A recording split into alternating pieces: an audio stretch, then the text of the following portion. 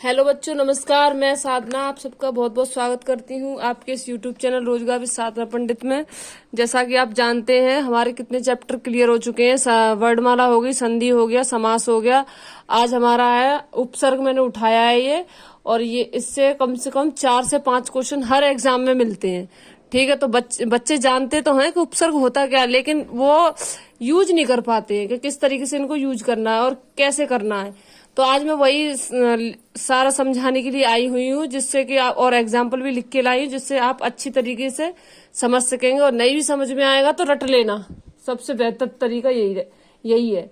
ठीक है। और आप मेरे चैनल पर अगर नए आए हैं तो प्लीज मेरे चैनल को लाइक कीजिए, सब्सक्राइब कीजिए और भी बच्चों में शेयर कीजिएगा। ठीक है, तो आज मैं बता रही हूँ उपसर्ग, और कल हमारा वीडियो रहेगा प्रत्यय का। ठीक है, तो उपसर्ग और प्रत्यय दोनों चैप्टर। उपसर्ग क्या होते हैं बच्चों? जो हमारे आगे लगते हैं उनको उपसर्ग बोलते हैं, और प्रत्यय वो होते हैं जो पीछे लगते हैं उनको प्रत्यय बोलते हैं। तो उपसर्ग का आज समझ लेते हैं कि उपसर्ग कैसे हैं। ठीक है, जैसे इसकी थोड़ी सी परिभाषा देखें। देखो, उपसर्ग का शाब्दिक अर्थ क्या होता है? देखो, उप का मतलब होता है बच्चों समीप, और सर्ग का मतलब होता है सृष्टि करना, बनाना, यानी कि पास के अक्षरों से नया शब्द बनाना। समझ में आ रहा है? इसका मतलब ये होता है। अर्थ अब है इसका, या तो अर्थात किसी शब्द के समीप आकर एक नया शब्द बनाना, यानी कि किसी शब्द में अगर ये जुड़ जाएंगे तो एक नया शब्द बना देंगे।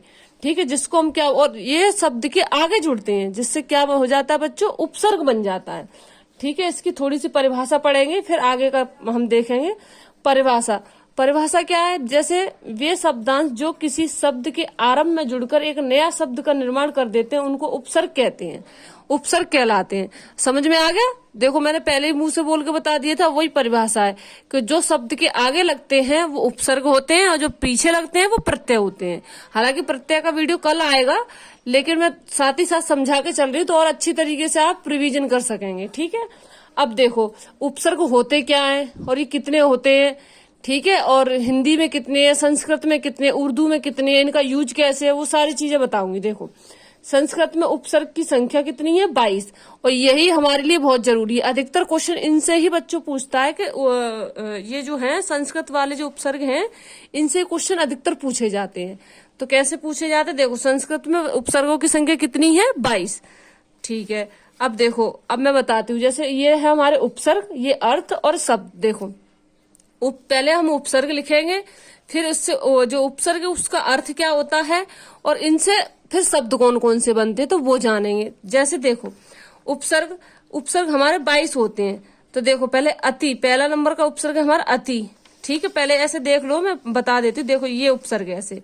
देखो, अति, अधि, अनु, अप, अभि, अव, आ, उत, उद, अप, उप, दुर, दुस, निर, निस, नी, परा, ये जो शब्द हैं ये शब्दों के आगे लगते हैं, और आगे लग के एक नए शब्द का निर्माण करते हैं। कैसे? देखो, जैसे अति जो है हमारा, अति जो है, जैसे अति का अर्थ क्या होता है? देखो, मैं हिंदी में अगर कोई शब्द लिखा हुआ है तो उसका एक अलग, अपने आप एक अलग अर्थ है।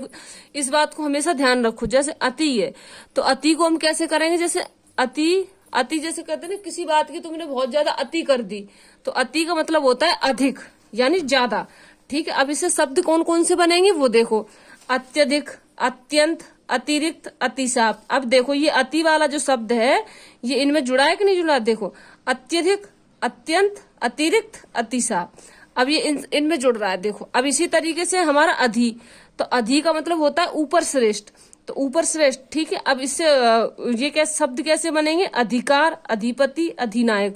अब देखो क्वेश्चन कैसे आता है। क्वेश्चन ऐसे आता है, जैसे देखो, इनमें से दे देगा एक ही अधिकार दे देगा, ठीक है, और 3 वर्ड ऐसे दे देगा जिसमें यूज नहीं होगा, और बोलेगा बता, निम्न में से बताइए कि किसमें उपसर्ग का प्रयोग हुआ है।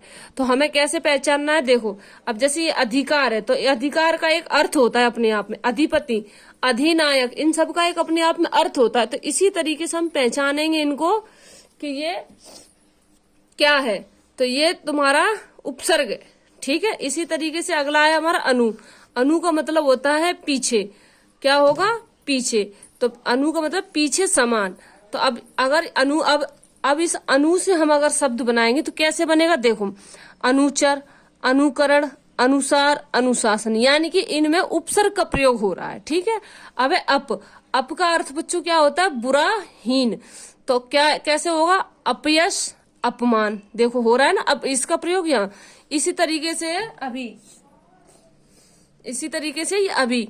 तो जैसे अभी, ये अभी का अर्थ क्या होता है बच्चों? सामने, चारों ओर, पास। ठीक है, तो अब देखो इसका यूज कैसे होगा बच्चों, वो देखेंगे। देखो अभिमान, अभिमुख, अभिषेक। इसी तरीके से अब का अर्थ क्या है? हीन, नीच। तो देखो इसका कैसे उपयोग होगा? अवगुण, अवनति, अवतार। देखो ये है ना, देखो। और ये हीन नीच जो है, देखो इससे ही मिलते जुलते शब्द हैं ये। देखो हीन नीच, नीच का मतलब क्या होता है? गिरा हुआ, बहुत बेकार। तो बुरा, बेकार कौन होगा? जिसमें अवगुण होंगे, मतलब बहुत, मतलब गलत काम करता होगा, वो हो गया अवनति, अवतार। जैसे ये सारी चीजें। अब आ का है तुम्हारा, देखो आ, तुक समेत। इसका अर्थ होता है तुक समेत। तो इसको कैसे करें? आजीवन, आगमन, आरक्षण। तो देखो ये है। इसी तरीके से उत का, उत का है ऊंचा, श्रेष्ठ, ऊपर। उत का होता है अर्थ बच्चों ऊंचा, श्रेष्ठ, ऊपर। तो इसी कैसे होगा? देखो उत का है तुम्हारा ऊपर, ये रहा ऊंचा, श्रेष्ठ, ऊपर। तो कैसे होगा? देखो उत्कर्ष, उत्तम, उत्पत्ति। इसी तरीके से उद, तो उद्र का कैसे होगा बच्चों? ऊपर, उत्कर्ष। ठीक है, इसका अर्थ है ऊपर, उत्कर्ष। तो इसका कैसे हो जाएगा? देखो अब ये अगर हम इससे उपसर्ग कौन से बनेंगे हमारे? देखो शब्द कौन से बनेंगे उपसर्ग जोड़ के? उद्गम, उद्भव। इसी तरीके से उप, अब ये हमारा उपसर्ग है। इसका अर्थ क्या है? निकट, गौण। इससे अर्थ क्या, शब्द क्या बनेंगे? उपदेश, उपमन, उपमंत्री, उपहार। इसी तरीके से हमारा दुर, दुर का बच्चों अर्थ होता है बुरा, बुरा। ठीक है, क्या होगा? बुरा, कठिन।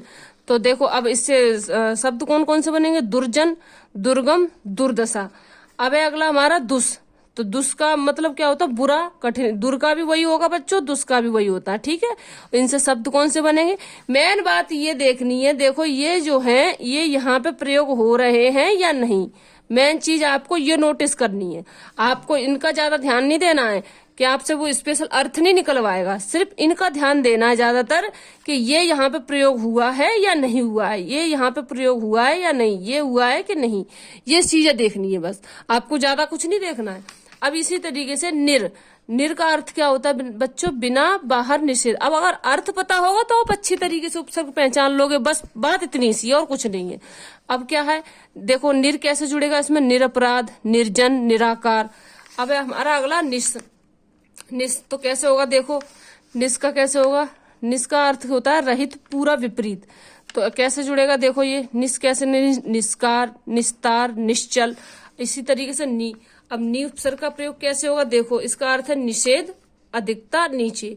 तो इसका शब्द क्या बनेंगे? इसके क्या क्या बनेंगे? देखो निवारण, निपात, नियोग। इस तरीके से शब्द बनेंगे इसके। अब जैसे अगला है हमारा परा। तो परा का क्या होता है शब्द? वो क्या होगा? अर्थ क्या होगा? उल्टा, पीछे। तो अब इसका ये क्या हो जाएगा? शब्द क्या हो जाएगा? पराजय, पराभव, परामर्श और पराक्रम। ये शब्द हो जाएंगे। अब इसी तरीके से मैं आज पूरा ही उपसर्ग खत्म करनी बच्चों, एक ही वीडियो में। ज्यादा लंबा वीडियो भी नहीं करूंगी, टेंशन परेशान मत हो आप। ठीक है, तो देखो अब अगला है मेरा, जैसे आपको दिख रहा होगा। देखो अब है हमारे, हाँ तो यही है, आधे हमारे रह रहे हैं अभी। अब अगला हमारा परी, क्योंकि ये 22 है। कितने उपसर्ग है हमारे? ये 22 है। तो देखो अब परी, परी का मतलब क्या होता है? आसपास, चारों तरफ। तो ये इसका कैसे यूज होगा? देखो परी, परिजन, परिक्रम। अब ऐसी अगला है प्र। तो इसका शब्द क्या होगा? अधिक, आगे। प्र का मतलब होता है अधिक, आगे। तो देखो अब अर्थ कैसे निकालेंगे इसका? प्रबल, प्रस्थान। देखो ये प्र आ रहा है ना यहाँ पे, इसी तरीके से। अब प्रति, अब इसका अर्थ शब्द क्या होगा? उल्टा, सामने। तो अर्थ क्या होगा? प्रतिकूल, प्रतिक्षण, प्रत्येक। अब वी का, अब वी है तो वी का होता है भिन्न, विशेष। ठीक है, तो इसका कैसे होगा? देखो विदेश, विलाप। ये हो रहा है ना इसका यूज। अब अगला सम। तो सम का अर्थ है बच्चों उत्तम, सात, पूर्ण। तो इसका ये हो जाएगा, तुम्हारा अर्थ हो जाएगा संस्कार, संगम, संभव। अब अगला हमारा सु। सु का अर्थ होता है बच्चों अच्छा, अधिक। तो कैसे हो जाएगा इसका? देखो ये बनेगा कैसे? सुजन, सुगम, सुरक्षित, सुपाच्य। मेन मतलब यही है बच्चों कि उपसर्ग हमें पहचानने हैं कि आगे जो लगते हैं उपसर्ग, पीछे लगते हैं प्रत्यय।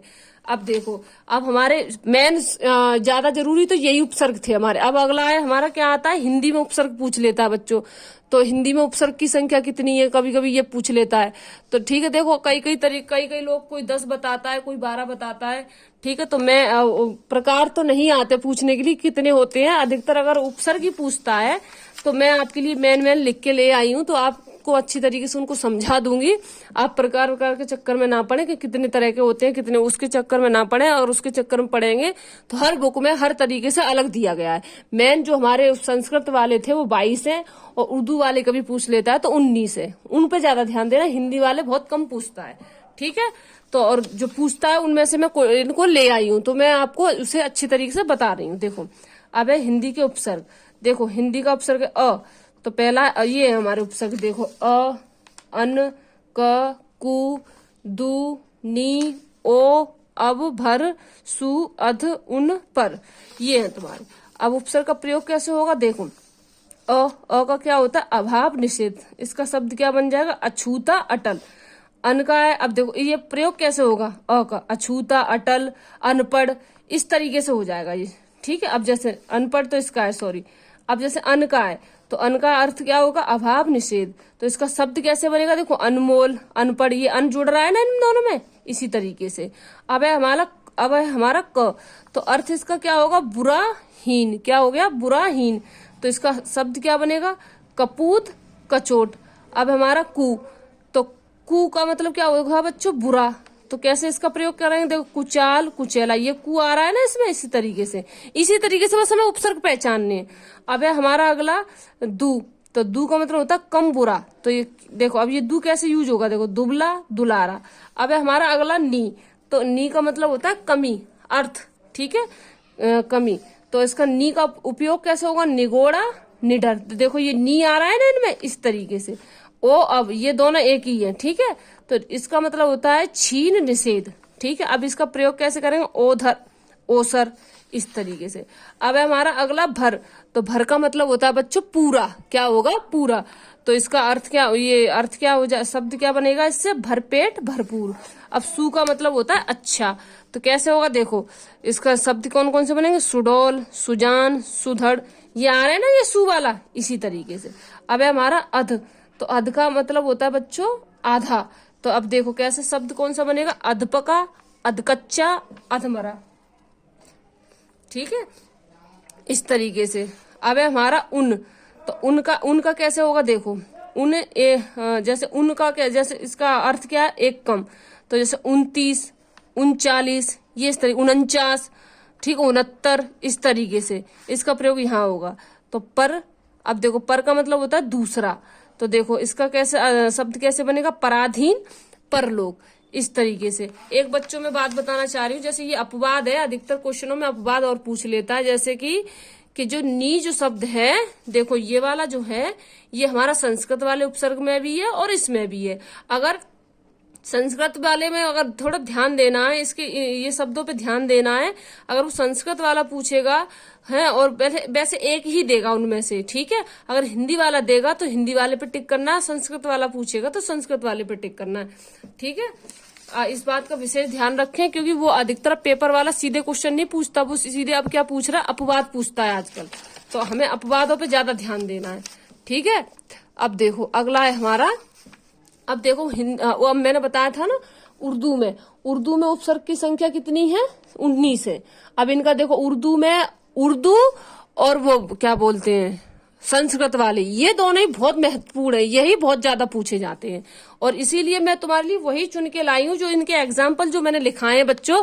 अगर आप इनको भी रट लोगे, इनको भी अच्छे से समझ लोगे, देख लोगे, याद कर लोगे, तो आपका कोई भी क्वेश्चन गलत नहीं होगा।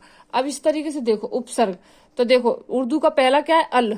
ठीक है, तो अल, इसका अर्थ क्या होता है, निश्चल। तो अब शब्द कौन कौन से बनेंगे, देखो अलबत्ता अलगराज। ठीक है, अब अगला हमारा कम, तो कम का अर्थ क्या होता है बच्चों, थोड़ा हीन। तो शब्द कौन कौन से बनेंगे, ये कम देखो कैसे जुड़ रहा है, कमजोर कम वक्त कम अकल। अब है हमारा अगला खुश, तो देखो खुश का अर्थ क्या होता है बच्चों, अच्छा। तो शब्द कौन कौन से बनेंगे, खुश नसीब खुशखबरी खुशहाल, ये सब। ठीक है, अब अगला है हमारा गैर, तो इसका क्या अर्थ होगा, देखो निषेध। तो इसके शब्द कौन कौन से बनेंगे? गैर हाजिर, गैर कानूनी। ये गैर यहाँ जुड़ रहा है ना, देखो इस तरीके से। अब हमारा दर, तो दर का क्या होगा? देखो दर का अर्थ होता है मैं, तो देखो किस तरीके से करेंगे इसको? दर कैसे जुड़ेगा? दरअसल, दर, दर हकीकत, इस तरीके से। अब है हमारा ना अगला, तो ना का क्या होता है? अभाव। अर्थ क्या होगा इसका? अभाव। अब कैसे देखो, अब ये जुड़ेगा कैसे? ना पसंद, ना समझ, ना लायक। ये ना जुड़ रहा है ना इसमें, इस तरीके से, इसी तरीके से। अब है हमारा फिल फ्री, तो देखो ये अरबी, फारसी, उर्दू तीनों शब्द में आते हैं ये, ठीक है। तो वो पूछ लेगा तो हमें इसी तरीके से लगाना है, परेशान नहीं होना। इन्हें अच्छे से देख भी लोगे तब भी समझ में आ जाएगा, ठीक है। अब देखो ब, तो ब का अर्थ होता है बच्चों और अनुसार। तो कैसे ये ब प्रयोग कैसे होगा? देखो बनाम, बदौलत, बगैर। ये अधिकतर पूछा जाता है, याद रखना, ये उर्दू का उपसर्ग है। ये क्वेश्चन अधिकतर पूछा जाता है। एक अत्यधिक, अधिकराज, अनपढ़, ये जोड़ा एक, ये उपसर्ग ज्यादातर पूछा जाता है। तो इन दो तीन, मतलब ये जो इम्पोर्टेंट, इसीलिए मैं लिख के लेके आई हूँ जिससे आप अच्छी तरीके से समझ लो।